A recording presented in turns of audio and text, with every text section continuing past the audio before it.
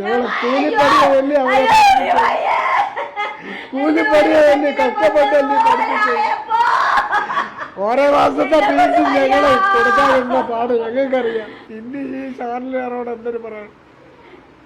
അവരെല്ലാവരും കൂടെ അവനെ കൊന്ന് പ്രിയമായി അവഹേളിച്ച് ജാതി കുറഞ്ഞവനെന്നും കറുത്തവനെന്നും പറഞ്ഞ് അവരെല്ലാവരും അവനെ കൊന്ന് കൊല വിളിച്ച് പുഴുത്തവനെന്നും പട്ടിയെന്നും നാറിയെന്നും വിദ്യാർത്ഥികളെ മുമ്പിട്ട് അവരെ എന്തിന് മാനസികമായി പീഡിപ്പിച്ച് കൊന്നവരെ.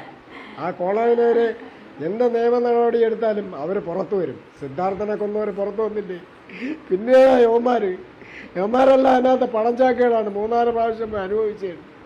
ഞങ്ങൾ അതിനകത്തിട്ട് കറക്കിയിട്ടുണ്ട്. അവന്മാർ 3 അധ്യാപകരാണ് അവരെ കൊന്നത്. അവർക്കെതിരെ നടപടി എടുത്തേ പറ്റുള്ളൂ. എന്ത് ശിക്ഷ വേണമെങ്കിലും കൊടുത്തേ പറ്റുള്ളൂ. പണസ്വാധീനത്തിൽ അവർ രക്ഷപ്പെടും. പക്ഷെ ഒരു വിദ്യാർത്ഥിക്കും ഇങ്ങനെ ഉണ്ടാവില്ല മേലിൽ.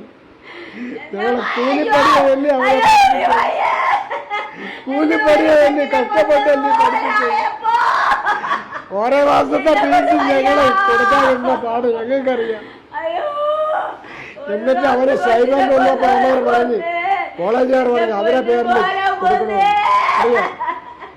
അതിന്റെ പോലും അവന്മാർ അവർ ഒരു രൂപ കൊടുക്കത്തില്ല. ഇത് യാതൊരു നീതി, ഒരു നീതിക്കും ഇത് ഒന്നും ചെയ്യാൻ പറ്റൂല. അഞ്ചരക്കണ്ടിയും മെഡിക്കൽ കോളേജ് എന്ന് പറഞ്ഞാൽ പണച്ചാക്കുകളെ കുത്തൊഴുക്കും ഡ്രഗ്സും മദ്യവും മയക്കുമരുന്നും ഞാൻ പോയി കണ്ടതാണ്.